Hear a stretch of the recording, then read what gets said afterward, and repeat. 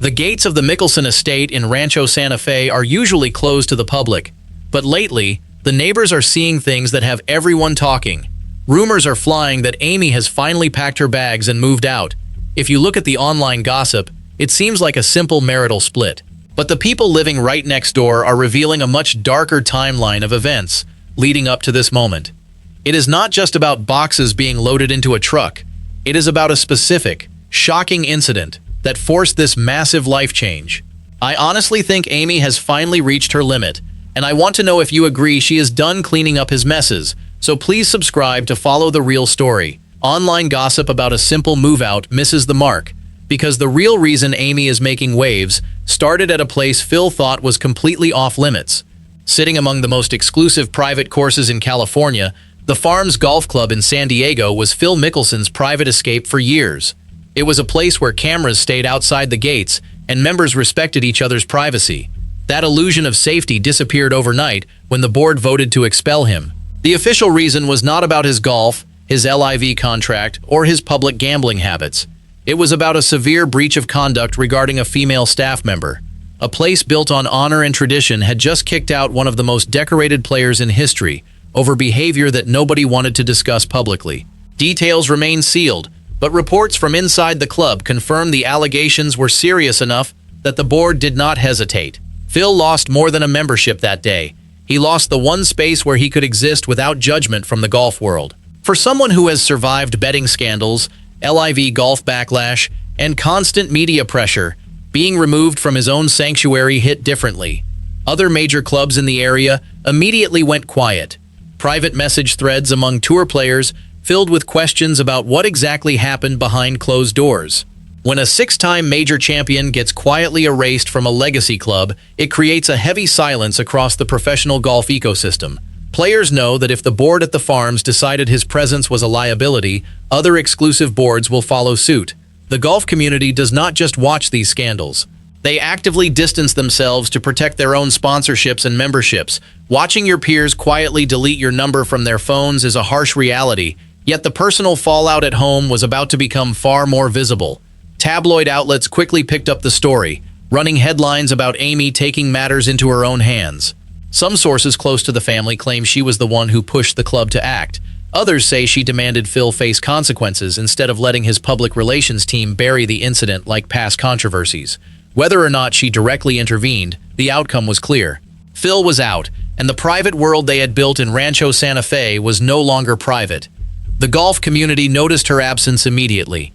She skipped the recent charity pro-ams that she has hosted for over a decade. She was not sitting in the VIP tents at the local PGA Tour stops.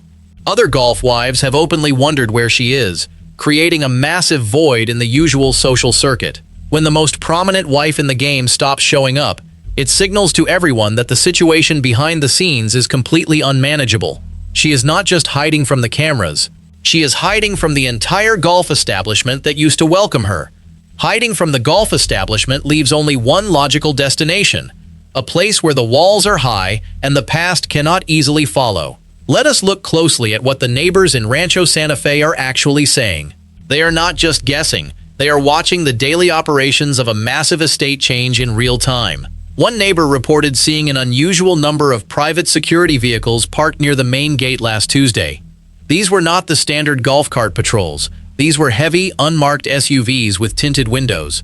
When a family of this level brings in extra private security, it means they are trying to block paparazzi drones and prevent anyone from getting close to the property line. Another neighbor mentioned that the usual delivery trucks for high-end catering and event planning have completely stopped. Phil is famous for hosting massive charity events and large dinner parties at the estate. The staff usually spends weeks preparing for these gatherings.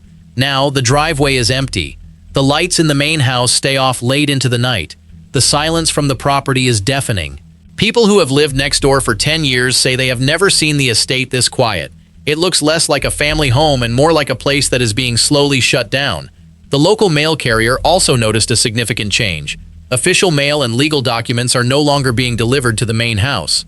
Instead, a private courier service is picking up and dropping off sealed envelopes every single morning. When legal documents start bypassing the standard postal service, it means high-level lawyers are involved.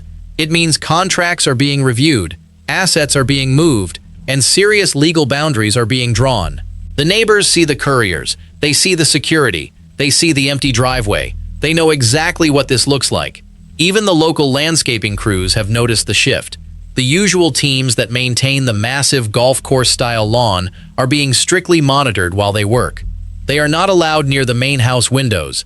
They are kept to the outer edges of the property. The level of protection is at an all-time high. This is not the behavior of a couple working through a rough patch. This is the behavior of someone who is preparing for a massive, life-altering transition and needs absolute control over their environment. Watching the estate turn into a physical fortress proves that this is not a temporary argument, it is a permanent restructuring of their entire lives. If you want the unfiltered truth about golf's biggest stories without the fake rumors, hit that subscribe button right now. Managing an exit strategy requires physical distance, which brings us back to the moving trucks and the sudden changes at the estate. Staff changes at the main house confirm the internal dynamics have fundamentally broken down. Longtime employees have been let go or reassigned. When a family starts replacing their inner circle of household staff, it means the people who used to facilitate their daily lives are no longer part of the picture. Removing the staff is a clear signal that the old way of living is over, but the physical relocation is what truly shocks those who know the family. That physical relocation is centered around a massive move to Jupiter, Florida. This is not just a random vacation home. Jupiter is the undisputed epicenter of professional golf. Tiger Woods lives there. Ricky Fowler lives there. It is where the golf elite go to live, train, and escape the intense media scrutiny of Los Angeles and New York. On paper, moving to Jupiter makes perfect sense for Phil. It puts him closer to his LIV golf peers and offers massive tax benefits for the state of Florida. Real estate insiders point to specific ultra-private enclaves like Admiral's Cove or the Bluffs. These are not just neighborhoods. They are heavily guarded areas with strict vetting processes for every single guest.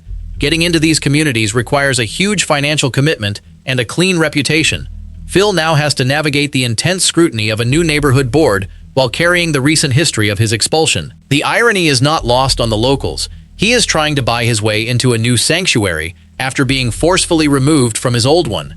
Buying a new fortress might keep the paparazzi out, but it cannot block out the reality of what they are actually running away from. Moving to a golf hub makes logical sense for his career, yet the timing of this specific move reveals a much more personal motive. The timing is what has everyone talking. The Jupiter move was not planned for the off-season. It was accelerated immediately following the country club expulsion. Real estate sources in Florida report that the Mickelson team was aggressively looking at properties in the most exclusive, gated communities in Palm Beach County. They are not looking for a house with a big party space. They are looking for a fortress. They want maximum privacy, high walls, and zero public access. This tells you everything you need to know about Amy's mindset. She is not moving to Florida to support his golf career. She is moving to Florida to get away from San Diego. In Rancho Santa Fe, Phil's reputation is tied to the local country clubs, the local charities, and the local gossip. Every time he steps outside, he is reminded of the expulsion. Every time she steps outside, she has to deal with the whispers from the neighbors. Escaping the whispers requires more than just a change of address. It requires a complete severing of their old social ties. By moving to Jupiter, Amy is effectively hitting the reset button on her social life. She will not be known as the wife of the guy who got kicked out of the farms. She will just be another wealthy resident in a gated community where everyone minds their own business. It is a strategic retreat, but a strategic retreat still means you are leaving the battlefield.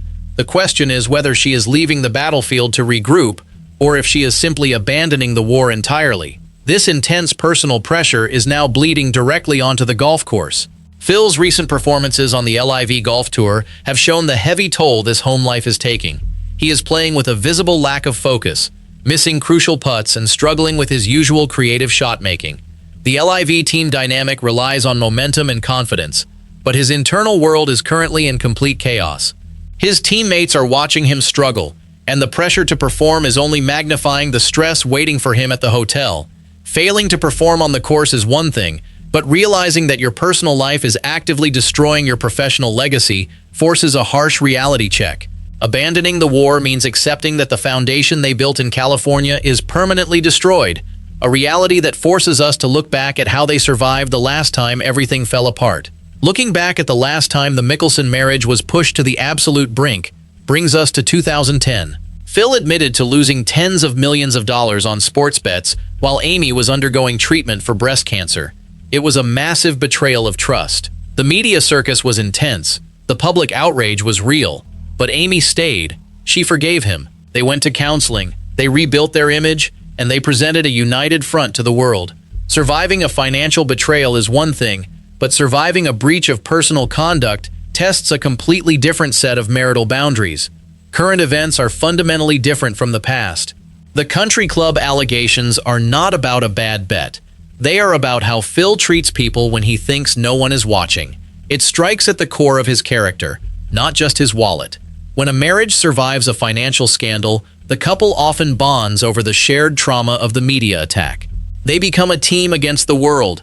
But when the scandal involves personal misconduct and disrespect, the wife is no longer fighting the media.